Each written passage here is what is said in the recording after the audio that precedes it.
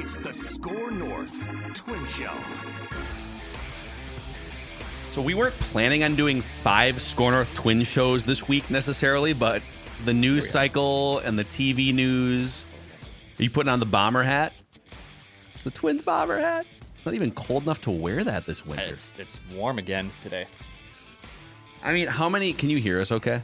I'm all in.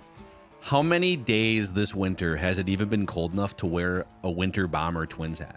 Oh, it hasn't really. Like 5? That's why I'm breaking it out right now. Spirit of the thing. It's going to be sweating by the end of this TV conversation. Good, that's here. fine. Just like the Twins are. The Twins are sweating now that they saw the Diamondbacks come out with the direct-to-consumer structure. So, okay, the big news that came down yesterday. So we've had the Pollad payroll conversation. We've had a bunch of TV conversations. And the Diamondbacks came out yesterday, and they announced, I'll just read you from the press release here because it's really interesting. And then we can talk about whether the Twins made a misstep, what the Twins could or should do going forward. By the way, the Twins play their first game tonight against the Golden Gophers. John Anderson versus Rocco Baldelli. Pour one out for John last season. It's his last year, yep. So Diamondbacks games will now be produced and distributed on Diamondbacks.tv, dbacks.tv for the 2024 season. And Diamondbacks fans eager to watch their reigning, defending National League champions can get all of the action with the dbacks.tv package for just $100 for the whole season.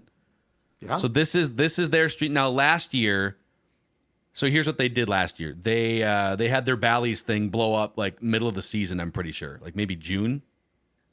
So they aired games locally to the Phoenix area for Cox cable subscribers. Cox is the big cable subscriber. Like I think Xfinity is the lion's share in Minnesota. It's Cox cable down there. Mm-hmm.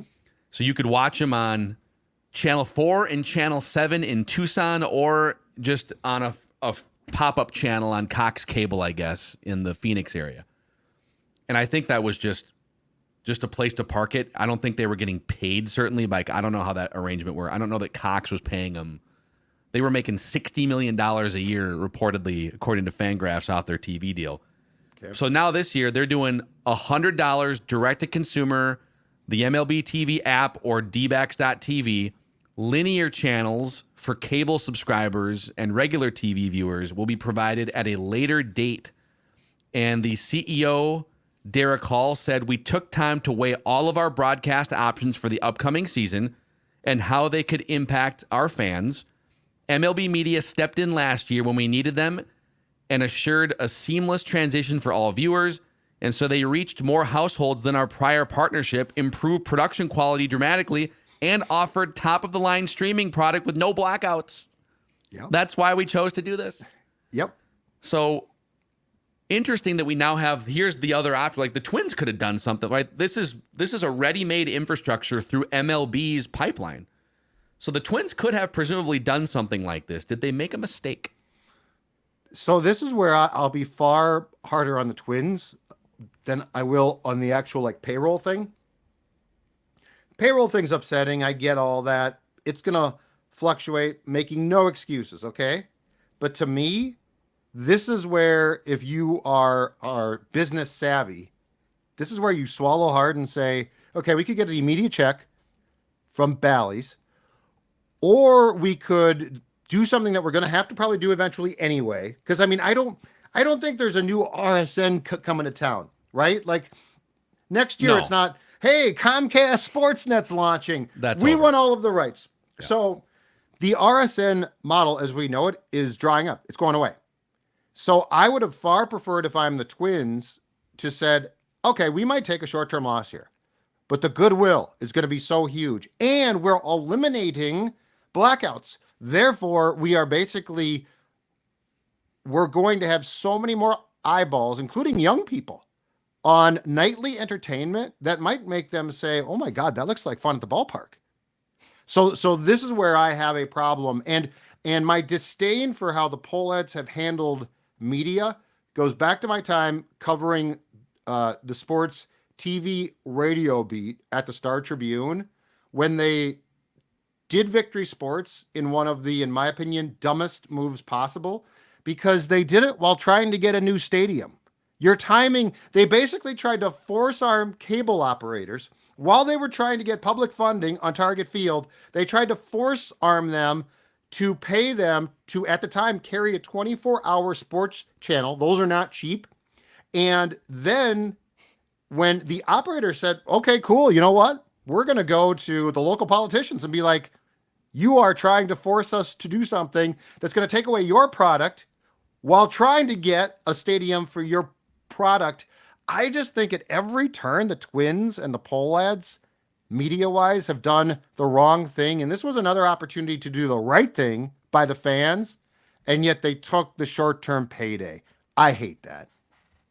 Yeah, it's frustrating. I would 100% pay the $100 that the Diamondbacks are offering for Twins games on my option here in the Twin Cities. I would love that option, and I have to figure out how I want to now pay for cable and just to watch the games, and it becomes obviously quite the headache. I would love a direct consumer option like this. This would be badass. It'd be great.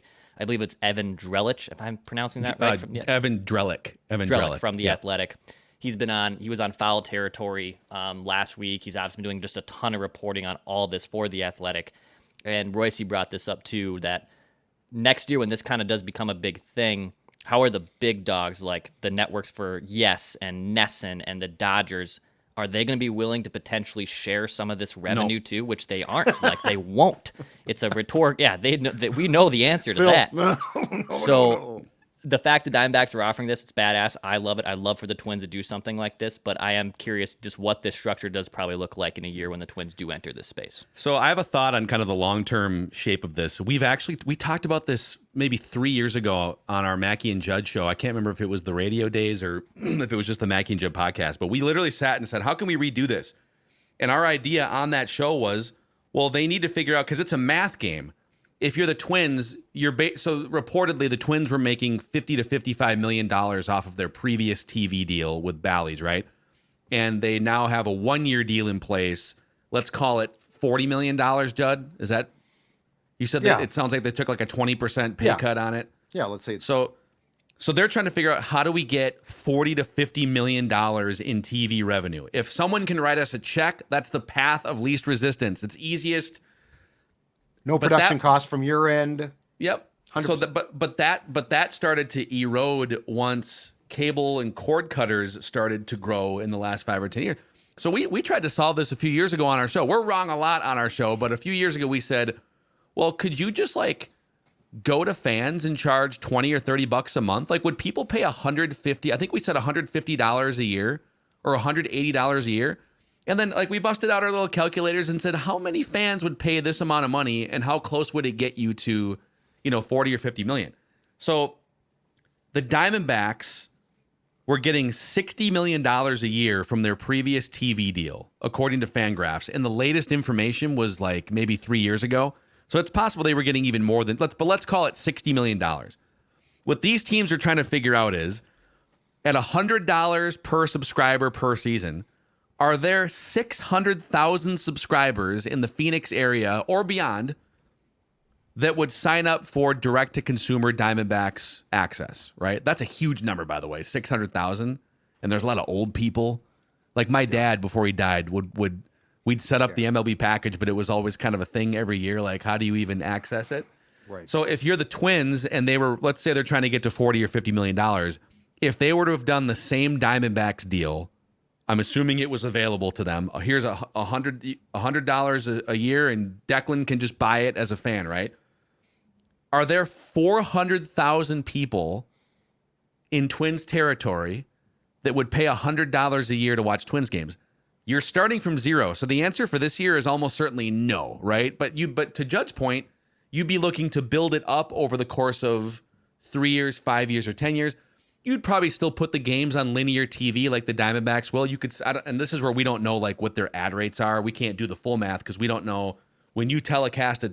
Let's say the Twins controlled all of the ad sales. What are they getting in revenue for those ad sales? If they have 10 big corporate partners, like, is it 10 million? Is it $20 million? Right. We don't know. But at some point, they have to do this. Wow. And I think it would be best if the league stepped in. Like Declan mentioned, the Yankees and the Dodgers, the Red Sox, these big, like the top markets in baseball, that have these huge deals coming in, they're going to keep doing what they're doing for at least another 5 or 10 years. But there might be 18 to 20 teams right now. The Twins, the Mariners, the Diamondbacks, there's like the Guardians, right? Well, the Bally's teams possibly all 14 or 15 of the Bally's and the Root Sports teams that are out, like Pittsburgh. And they're out. Yep. Could they band together and form, hey, if you want any of these 18 or 20 teams in market, it's $100 a year. And by the way, it's only another 50 or $100 if you want the whole league.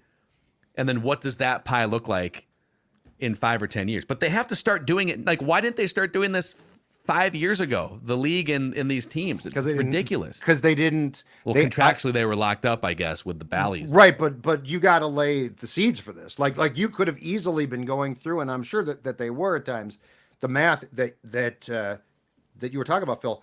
So what the Twins will say is this. But again, it's a gradual process, hopefully. What the Twins will say is, you guys aren't talking about the production cost that if we do the games, we have to take on along with baseball. We've got to go get production trucks then, which are incredibly expensive. We've got to hire a sales staff to sell this. There's so many things that you guys don't get. And our comeback would be, well, first of all, it appears that you're going to have to take these steps at some point anyway. Yeah. And you are trying to build up a fan base that, by the way, probably just won't watch games now. So like guys like us will still watch games, but there's going to be people, I guarantee you, that were at the playoffs against Toronto who got a taste of this and were like, this is unbelievable, who now are going to say, hold on a second, I have to get cable? Screw that. Or I'm blacked out? Really, screw that. The thing that happened in Arizona, though, that is, I think, in my opinion, a break for the teams and did not take place here, and this is where I'm very concerned, is this. Bally Sports Arizona dissolved itself. So they're gone. So there's no option. Like the Coyotes do their thing, the Suns do their thing. So the what was the hub of all of these teams just blew itself up. That's crazy, man. Dude, that happened so fast. I know. And it was fantastic. And it's great. Here's the future. It's right here. Because the Suns guy is like, I'm going to put a bunch of games on free TV. I want my product. Again, it's the goodwill. I want my product to be seen by as many eyeballs as possible. Here's where it gets really sketchy, though, and where I'm afraid, because I think there's some smart people with the Twins who are probably like, we should be doing this. But the poll ads, again, are probably like, no, let's get the paycheck or the right to check. Where I'm concerned is, depending on if this Amazon streaming option works, okay? Which to be clear, Amazon's agreed to join in with Bally's to help out, but they don't have to do anything till like July. So like nothing's been done. It's not like there's a sudden influx of cash. But depending on how this works in the bankruptcy court proceedings, we've gone from Bally's basically saying, or Diamond basically saying, we're dissolving, like this is going to be it, to if this works, we're going to change our holding company name, but we're going to try to stick around.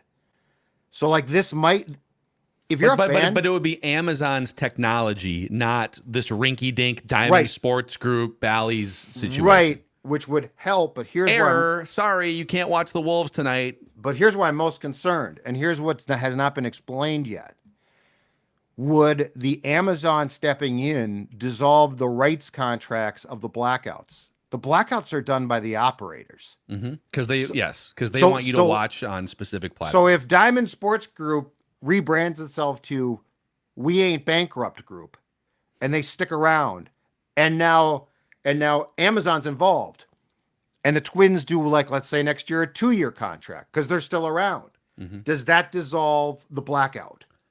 I think if you're the Twins and let's just call it the coalition of the 20 mid and small market teams. So the Twins, the Guardians, the Diamondbacks, the Mariners, the Pirates, all these teams, the Rangers, the low to mid revenue teams. Yep.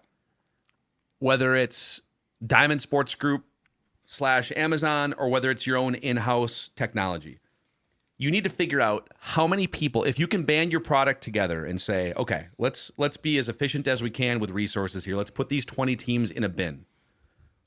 How many people around the country would pay for access to those individual teams or a package that involved like many, right? And if you, like, I went and did the research on this. ESPN Plus, which has been pushing for what, 6 years, 7?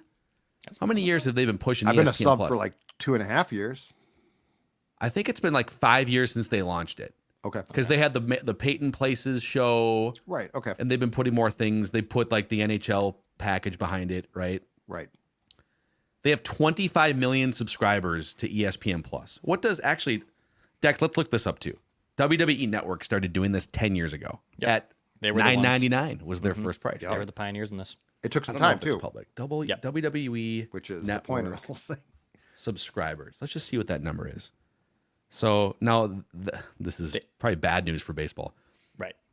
It's like 1 million active, 1.5 million active subscribers too, but now it's rolled into Peacock. So So I believe WWE Network still exists outside the U.S., and then it will dissolve once the Netflix deal becomes official in next year.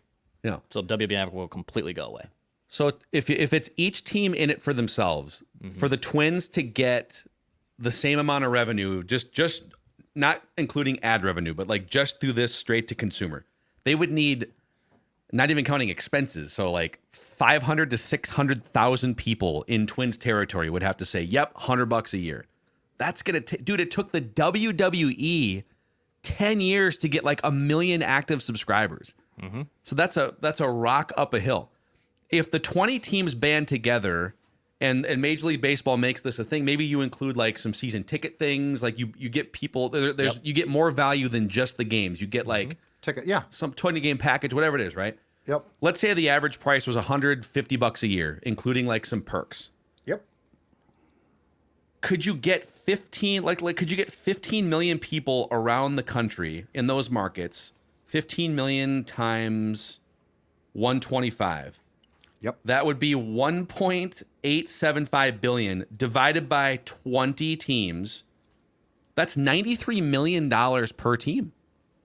We just solved it. Which is double what the Twins are getting now, but it would take you years to get to that number, dude. Like, that's the problem. Totally. But you also would be, I'm sure that there are some people my age who would be like, "What's this? I don't want to do this," right? But Can't alienate those people. but think about the young fans that you would now create, who are far more important for your long-term investments.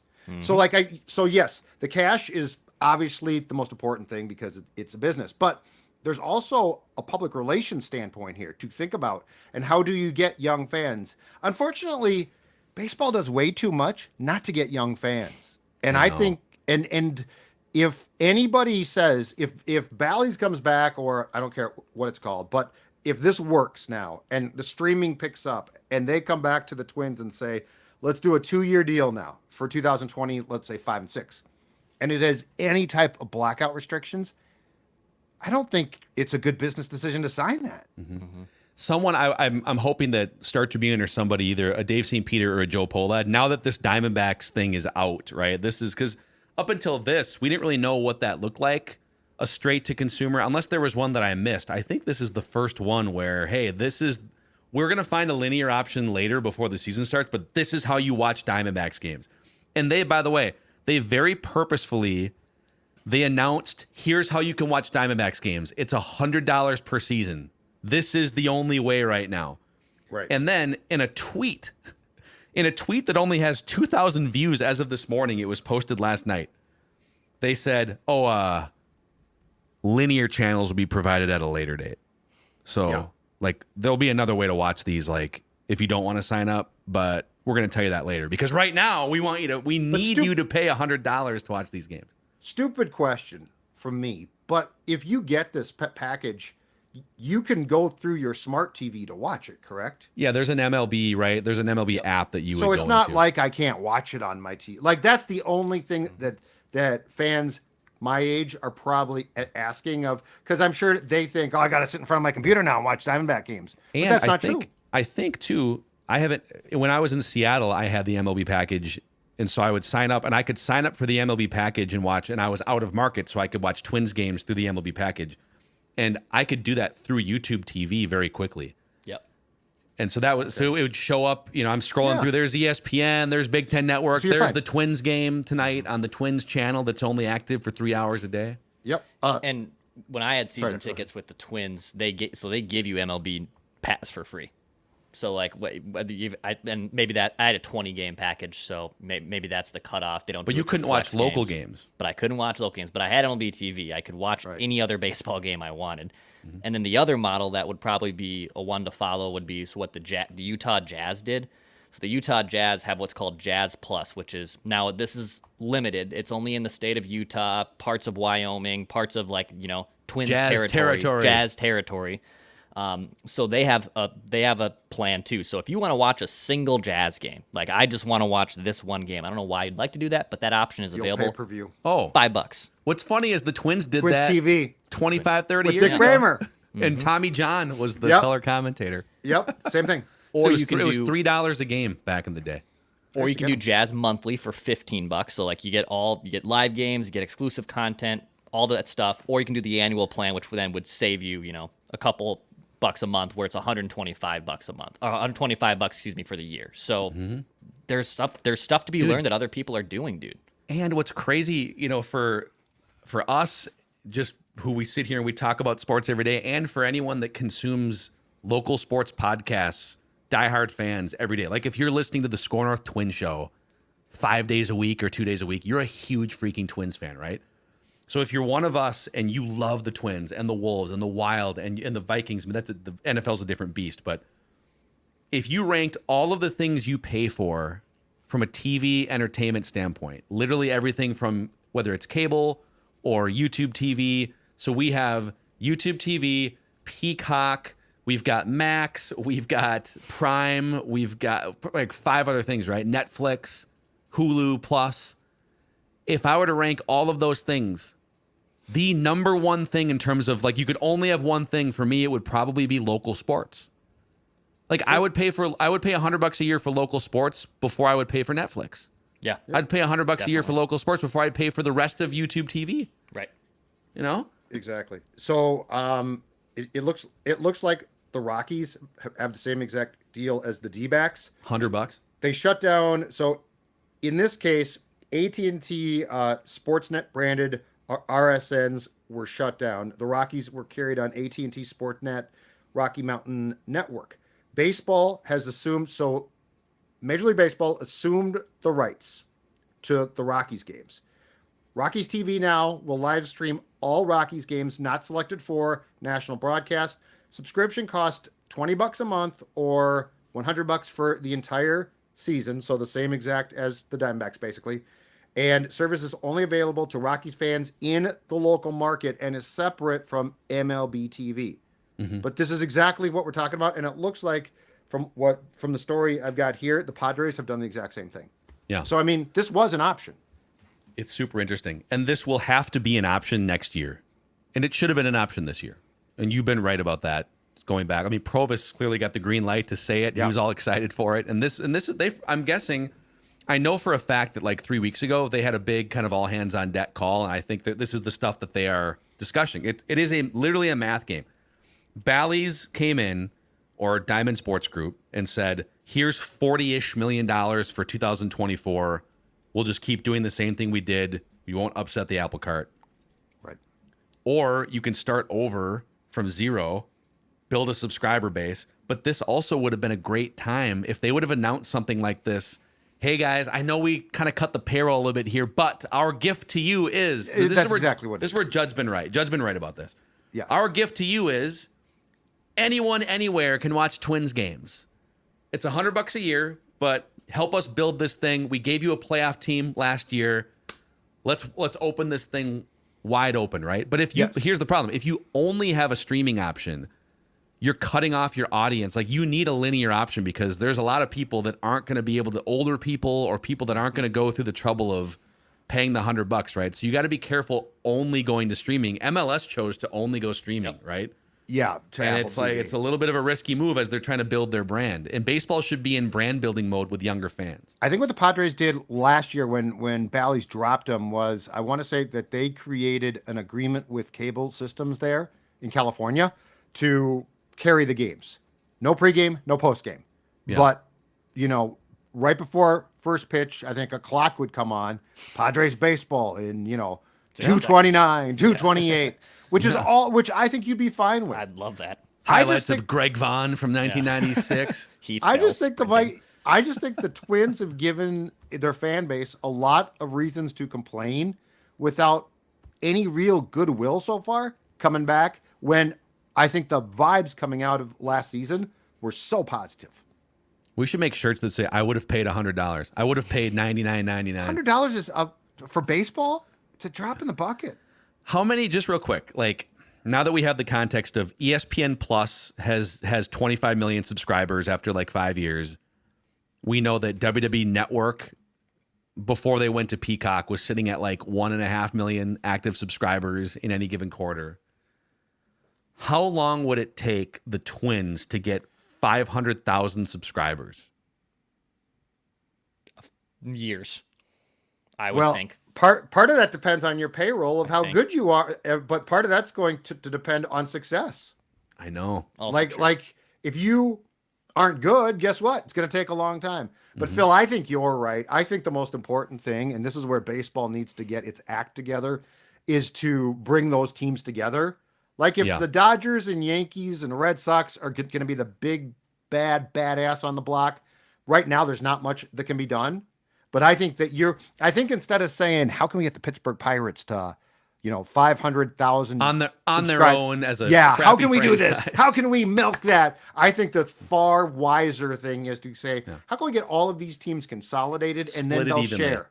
Yeah. And then they'll share. And then when the Yankees are like, well, where's our piece of that pie? You're like, screw you. Yep. Yeah. And maybe what you do, because I think if you had those 20 teams and instead of all of them being just on their own, that would widen the gap even more with these, like, now all of a sudden the Pirates like, well, we're kind of going through our 7th rebuild in 10 years. Yeah. People aren't going to pay. So we're going to need a life preserver here to some extent, right? If you were to say all 20 teams, maybe the Pirates are generating 100,000 subscribers and the Twins are generating 200,000 and the Mariners are generating double that because they're awesome or whatever, right?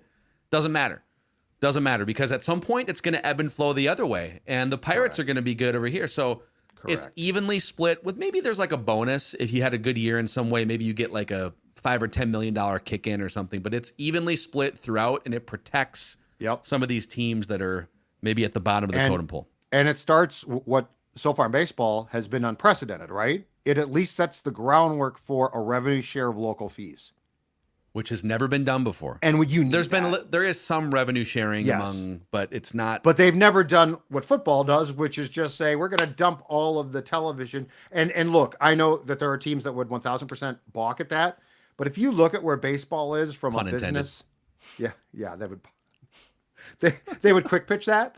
But I just think it makes a ton of sense. Baseball.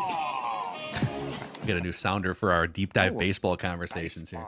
We've been using the football sounder. Football. But now we have A-Rod saying baseball here now. Baseball. Dude, I got to get we had a listener send that in, man. Like football's said with so much confidence by Carlin. Baseball.